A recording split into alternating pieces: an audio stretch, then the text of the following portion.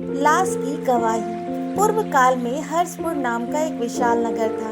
इस समृद्ध नगर का स्वामी राजा हर्षदत्त था, जिसके सुप्रबंध के कारण नगर की प्रजा बड़े सुख से रहती थी। इसी नगर में समुद्रसूर नाम का एक व्यापारी रहता था, जो अपने जल पथों के द्वारा दूर दूर दूसरे देशों में जाकर यात्रा किया करता था। इस कार्य में उसका चतुर एक स्वामी भक्त सेवक देव सोम उसकी सहायता किया करता था। एक दिन देव सोम ने अपने स्वामी व्यापारी समुद्रसूर से कहा, स्वामी, इस बार आप स्वर्गद्वीप में व्यापार कर लीजिए। सुना है वर्षा ना होने के कारण वहाँ अकाल जैसी स्थिति पैदा हो गई है। व्यापारी समुद्रसूर ने कहा, देव सोम, तुम्हारा यह विचार अति उत्तम है। यदि हम अनाज और भोजन की सामग्रियां वहां बेचने के लिए ले जाएं, तो हमें बहुत लाभ हो सकता है। स्वर्णद्वीप के लोगों के पास धन की कमी नहीं है, लेकिन धन से भूख शांत नहीं होती। अगर धन के बदले हम उन्हें अनाज और दूसरे भोज्य देंगे, तो वह बड़ी प्रशंसा से इस सौदे को स्वीकार कर लेंगे। देव सोम ने ऐसा विचार विमर्श करके समुद्रसूर से अपने जलपथों में खाद्य सामग्री भरवाई और अनेक जलपथों के लेकर स्वर्णद्वीप के लिए चल पड़ा। इंसान सोचता है कुछ और है और होता कुछ और है, यही विधि का विधान है। समुद्रसूर के साथ भी ऐसा ही हुआ।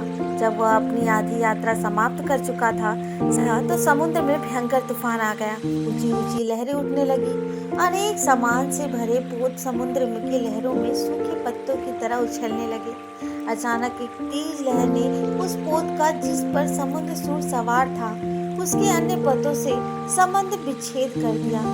नौका समुद्र की लहरों पर ऊंची उछली और फिर पलट गई। समुद्रसूर के अन्य पोत लहरों के साथ दूर बहने लगे। समुद्रसूर कुशल तैराक था। जैसे कि उसकी नौका उल्टी, वह पानी में तैरने लगा।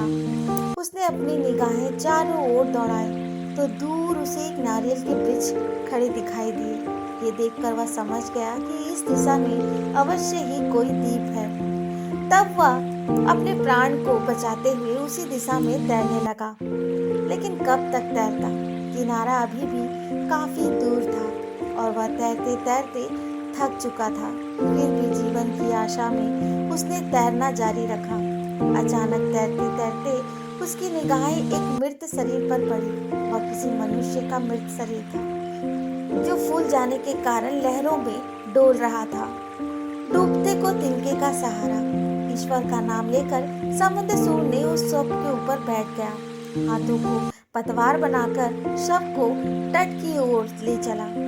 तट पर पहुंचकर वह शव से उतरा और सबको मन ही मन धन्यवाद देते हुए तट पर बिछी रेत पर गिरकर लंबी लंबी सांसें भरने लगा। फिर जब वह कुछ व्यवस्थित हुआ तो उठकर बैठ गया। उसने इधर उधर दृष्टि घुमाई तो वह द्वीप उसे निर्जल दिखाई दिया। अब वह अपनी स्थिति का विचार करने लगा। जलपोत नष्ट हो गए। साथ में यात्रा के लिए जो धन लाया था, वह समुद्र की भेंट चढ़ गया। अब वह कहाँ जाए? लेकिन कहा गया है, जब तक सांस तब तक आस। समुद्रसूर ने धैर्य का दामन नहीं छोड़ा। वह उठकर खड़ा हो गया। कपड़े झटके, एक खूबसूरत स्वर्ण हार छिटकर समुद्र की रेत पर जा गिरा। समुद्रसूर ने उस हार को उठाया। वह व्यापारी था। अंत समझ गया कि हार बहुमूल्य है, उसकी कीमत लाखों की है। किंतु वह हार उसके पास आया कहाँ से? पहले तो उसके पास यह हार नहीं था। तभी अचानक उसे याद आया कि जिस शव पर वह बैठकर किनारे पहुंचा था, वह हार उस शव का ही होगा। मोती में लिपट कर यहाँ तक पहुंचा। उसने मन ही मन उस शव को बार बार धन्यवाद दिया। अब वह इस हार को निकटवर्ती में किसी नगर में जाकर बेच दिया।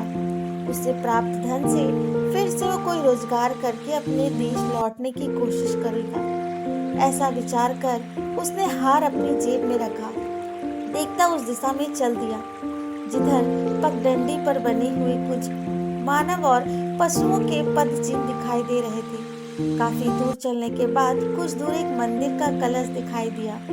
समुद्रसूर के कदम अपने आप उसी दिशा में चल पड़े। निकट पहुंचा, उसने देखा वहां एक खंडहर हो चुका एक मंदिर है।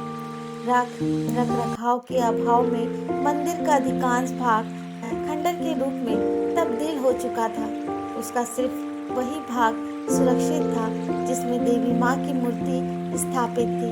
समुद्रसूर ने अंदर जाकर देवी की मूर्ति को प्रणाम किया और बाहर निकल मंदिर के खुले प्रांगण में आकर बैठ गया।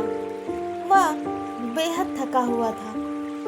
अंत सिद्ध ही नींद में उसे दबोच लिया। कितनी ही देर तक समुद्रसूर दीन दुनिया से बेखबर उबड़ खाबड़ जमीन पर सोता रहा। जब वह जागा, पूर्व दिशा की भोर की लालिमा फूटने लगी। वह उठकर दैनिक चार्य के अनुसार नित्य कर्म करने का विचार कर ही रहा था कि कुछ सुरक्षा प्रहरी उसे अपनी ओर दिशा में आते दिखाई दिए। यह देखकर समुद्रसूर सतर्क होकर बैठ गया।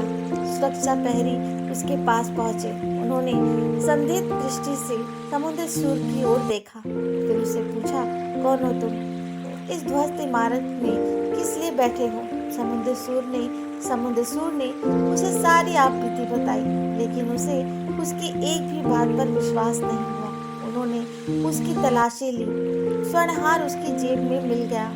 यह देखकर उस प्रहरियों का नायक बोला, यह स्वर्णहार तो वही जान पड़ता है जो पिछले दिनों राजकुमारी चक्रसेना के यहाँ से चोरी हो गया था।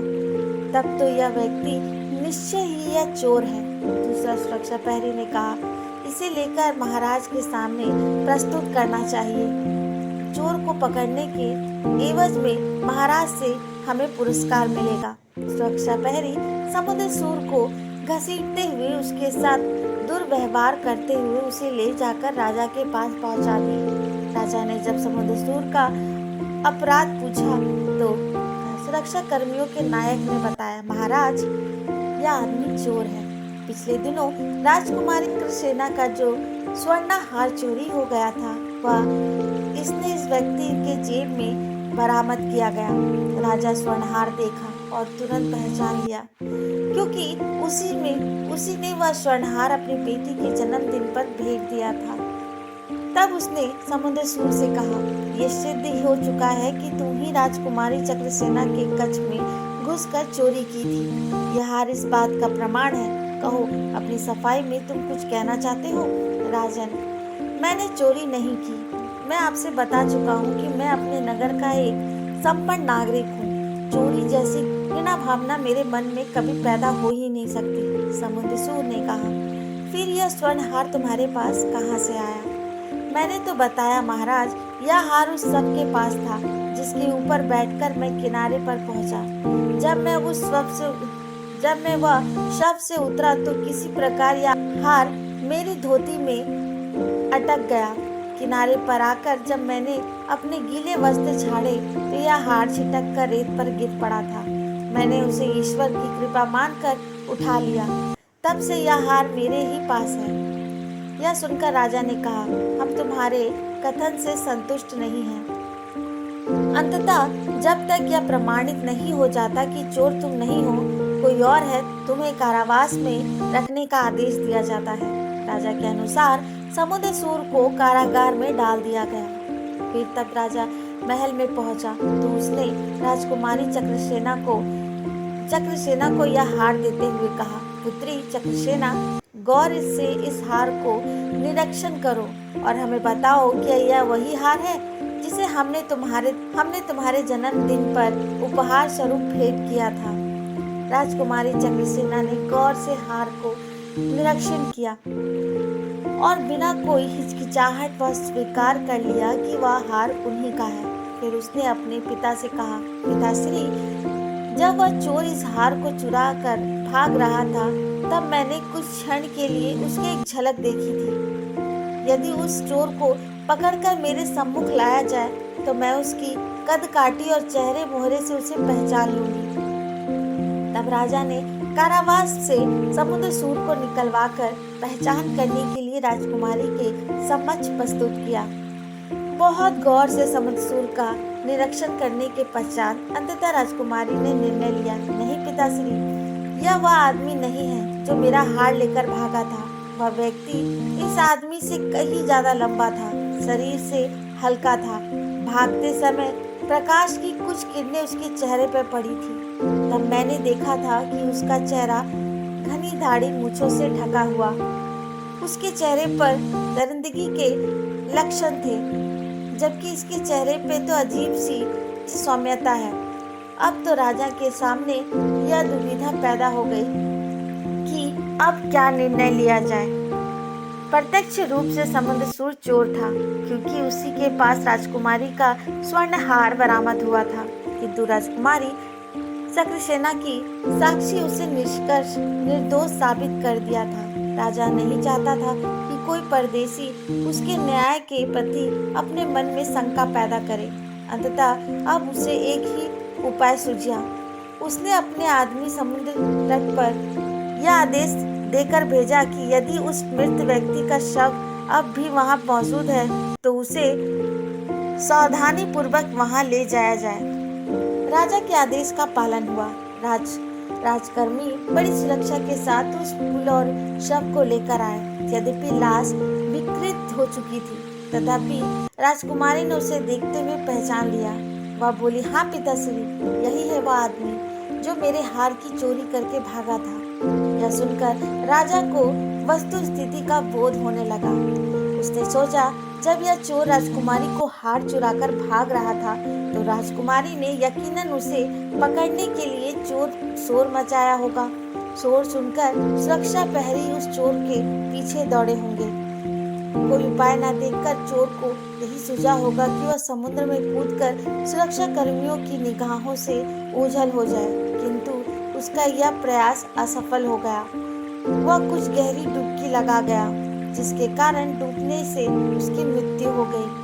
बाद में पानी भर जाने से उसकी लाश फूल गई और वह समुद्र के जल में तैरने लगा। इस लाश पर बैठकर इस अजनबी ने तट तक यात्रा की। परिणाम स्वरूप वह हार, जिसे चोर ने अपनी मुट्ठी में दबा रखा था, अजनबी की धोती में उलझ गया। इस प्रकार से वह यहाँ तक पहुँच गया। स्थिति स्पष्ट हो चुकी है। राजा को वास्तविकता का बोध हो गया। उसने तत्काल समुद्रसूर को रिहाई की आदेश दिया। इतना ही नहीं, उसके आदेश के कारण जितने समय तक समुद्रसूर को कारावास में रखा गया, उसके लिए भी राजा ने क्षमा मांगी। तत्पश्चात उसे अनेक उपहार देकर अपने देश को भिजवा दिया। इस प्रकार एक लाश की गवाही समुद्रसूर के लिए एक वरदान बन गई।